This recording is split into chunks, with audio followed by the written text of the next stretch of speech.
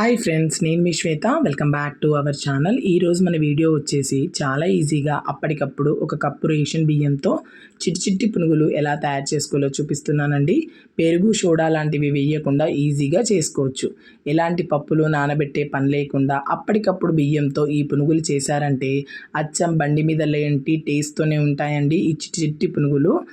మరి మీరు కూడా ఒకసారి తప్పకుండా ఈ చిట్టి చిట్టి పునుగులను అయితే ట్రై చేయండి. వీటి కోసం అయితే ముందుగా ఒక బౌల్ తీసుకొని దాంట్లోకి ఒక కప్పు రేషన్ బియ్యం అయితే తీసుకుంటున్నాను. పునుగులు చేసుకునే ఒక 2 నుంచి 3 గంటల ముందు ఈ బియ్యాన్ని నానబెట్టుకుంటే సరిపోతుందండి. ఇక్కడ నేనైతే రేషన్ బియ్యం తీసుకుంటున్నాను. మీరు కావాలంటే నార్మల్ రైస్ అయినా తీసుకోవచ్చు. ఇలా రేషన్ బియ్యం తీసుకోవడం వల్ల మనకు పిండి అనేది జిగురు జిగురుగా వచ్చి పునుగుల టేస్ట్ అనేది చాలా బాగుంటుంది. ఈ బియ్యాన్ని 2 నుంచి 3 సార్లు బాగా వాష్ చేసుకొని ఒక 2 నుంచి 3 గంటల ముందు బాగా నానబెట్టుకోవాలి. మనకి బియ్యం అనేది నానేంతలోపు మనం మీడియం సైజు ఉన్న 3 బంగాళదుంపల్ని ఉడికించుకొని ఇలా తొక్క తీసుకొని పక్కన పెట్టుకోవాలి. ఒకవేళ మీరు పెద్ద బంగాళదుంపలు తీసుకుంటే 2 తీసుకుంటే సరిపోతుందండి. చిన్నవి అయితే ఇలా 3 తీసుకొని పక్కన పెట్టుకోవాలి. ఒక 3 గంటల తర్వాత చూపిస్తున్నానండి. మనకు బియ్యం అనేది బాగా నానిపోయాయి కదా. ఇలా చక్కగా బియ్యం నానిపోయిన తర్వాత వాటర్ మొత్తం సెపరేట్ చేసి ఈ బియ్యాన్ని మిక్సీ జార్లోకి తీసుకోవాలి. ఇలా మనం బియ్యం తీస్తున్నప్పుడు ఎలాంటి వాటర్ రాకుండా చూసుకోవాలి. ఇలా మనం బియ్యం అన్నీ మిక్సీ జార్లోకి తీసుకున్న తర్వాత దీంట్లోకి ఒక పావు గ్లాస్ వాటర్ వేసుకొని వీలైనంత మెత్తటిగా మిక్సీ చేసుకోండి. మనకు దోశ బ్యాటర్ ఏ విధంగా మిక్సీ చేసుకుంటామో అలా మెత్తగా ఫైన్ పేస్ట్లా అయ్యేలా చూసుకోండి. బ్యాటర్ అయితే లూజ్ కాకుండా చూసుకోవాలండి. ఇలా గట్టిగా ఉండాలి. ఇలా మిక్సీ చేసిన ఈ బియ్యపిండి మిశ్రమాన్ని ఒక బౌల్లోకి వేసుకొని ఇంకా ఈ బియ్యపిండి మిశ్రమాన్ని పక్కన పెట్టుకోవాలి. ఇలా పక్కన పెట్టుకున్న తర్వాత అదే మిక్సీ జార్లోకి ముందుగా ఉడికించుకున్న బంగాళదుంపల్ని ఇలా చిన్న చిన్న ముక్కల్లా కట్ చేసుకొని ఆ ముక్కలన్నీ మిక్సీ జార్లోకి వేసుకోవాలి. ఇలా వేసుకున్న దాంట్లోకి ఒక పావు గ్లాస్ వాటర్ వేసి వీలైనంత మెత్తటి పేస్ట్లా రెడీ చేసుకోవాలి. ఇక్కడ బియ్యపిండి కానీ బంగాళదుంప కానీ లూజ్ కాకుండా చూసుకోవాలి. చూడండి ఎంత బాగా మిక్సీ అయిందో, ఫైన్ పేస్ట్లా రెడీ అయింది కదా. ఇంకా మనం బియ్యపిండిని బంగాళదుంపని ఇలా ఫైన్ పేస్ట్లా మిక్సీ చేసుకొని ముందుగా మిక్సీ చేసిన బియ్యపిండి దాంట్లో ఈ బంగాళదుంప మిశ్రమాన్ని అయితే వేసుకోవాలి. ఇలా మిశ్రమాన్ని వేసుకున్న తర్వాత దీంట్లోకి టేస్ట్కి తగ్గట్టు సాల్ట్ని అయితే యాడ్ చేసుకోవాలి. ఇలా టేస్ట్కి తగ్గట్టు సాల్ట్ వేసుకొని దాంట్లోకి సన్నగా తరుక్కున్న 2 పచ్చిమిరపకాయల ముక్కల్ని కొద్దిగా కొత్తిమీరని అయితే వేసుకుంటున్నాను. మీరు ఇక్కడ కావాలంటే సన్నగా తరిగిన ఉల్లిపాయలు, అల్లం ముక్కల్ని కూడా వేసుకోవచ్చు. నేను మాత్రం సన్నగా తరిగిన పచ్చిమిరపకాయలు, కొత్తిమీర మాత్రమే వేసుకుంటున్నానండి. ఇంకా బియ్యం పిండిని బంగాళదుంప మిశ్రమాన్ని బాగా కలిసేలా కలుపుకోవాలి. ఇలా ఈ మిశ్రమం కలుపుతున్న టైంలోనే నేను 1 టేబుల్ స్పూన్ వరకు జీలకర్ర అయితే యాడ్ చేసుకుంటున్నానండి ఇక్కడ ఈ పిండిలో. ఇలా ఈ పిండిలో జీలకర్ర వేసుకున్న తర్వాత ఈ జీలకర్రని కూడా పిండిలో బాగా కలిసేంత వరకు కలుపుకోవాలి.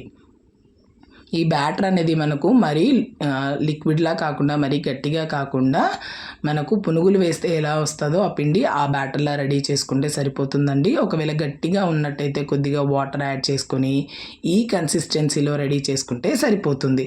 దీంట్లో ఇంకా మనం ఎలాంటి సోడా వేయకుండా వేడి వేడి ఆయిల్లో చిన్న చిన్న పునుగులు వేసుకుంటే సరిపోతుంది.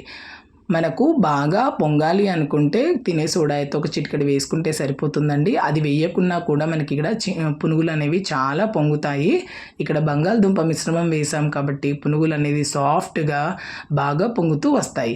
చూడండి ఎంత బాగా వచ్చాయో. ఈ పునుగుల్ని మనం 2 సైడ్లు మంచిగా ఫ్రై చేసుకోవాలి. ఇలా ఫ్రై చేస్తున్నప్పుడు మనకు మామూలు పునుగుల్లా గోల్డెన్ బ్రౌన్ కలర్కి అయితే ఈ పునుగులు రావండి. కొద్దిగా వైట్ కలర్లోనే ఉంటాయి.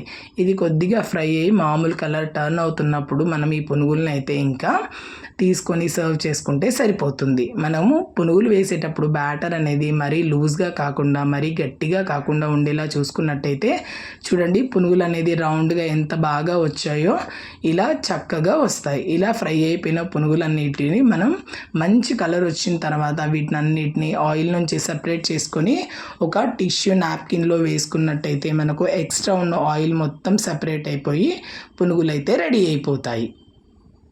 ఇలా మనకు బాగా ఫ్రై అయిపోయిన ఈ పునుగులన్నిటిని నేను ఒక స్ట్రైనర్లోకి తీసుకుంటున్నానండి. ఎక్స్ట్రా ఆయిల్ అంతా పోయాక మనం ఒక పేపర్ నాప్కిన్లో వేసుకుంటే సరిపోతుంది. ఇలా రెడీ అయిపోయిన ఈ పునుగుల్ని మనం వేడివేడిగా చట్నీతో సర్వ్ చేసుకుంటే చాలా బాగుంటుందండి. మనకు మిగిలిన పిండిని కూడా నేను ఇంకో మరో వాయి వేస్తున్నానండి. ఇలా మీకు ఎంత పిండి కలుపుకుంటే అన్ని వాయిల పునుగులను అయితే వేసుకోవచ్చు. పిండి అనేది లూజ్ అయినట్టయితే మనకి ఇక్కడ పునుగులు అనేది తోకల్లా వస్తాయండి. అదే బాగా గట్టిగా ఉన్నట్టయితే పొంగకుండా చాలా హార్డ్గా ఉంటాయి. సో మీ పిండిని అనేది మరీ గట్టిగా కాకుండా మరీ లూజ్గా కాకుండా ఈ కన్సిస్టెన్సీలో ఉండేలా చూసుకోండి. అంతేనండి. వేడి వేడి పునుగుల్ని ఉల్లిపాయలు ఏదైనా నూరిన చట్నీతో సర్వ్ చేసుకుంటే చాలా బాగుంటుందండి. అదే కాకుండా అల్లం పచ్చడి, కొబ్బరి పచ్చడి, పల్లీల పచ్చడి దేనితోనైనా ఇది చాలా బాగుంటుంది. మీరు ఒకసారి తప్పకుండా ట్రై చేయండి. వీడియో నచ్చిందా? Please like, share, subscribe my channel. మరికొన్ని వీడియోస్ కోసం మన ఛానల్ని ఇలానే ఫాలో అవుతుండండి. మీకు ఎలా కుదిరాయో మీ కామెంట్ తప్పకుండా నాతో షేర్ చేసుకోండి. Thank you for watching.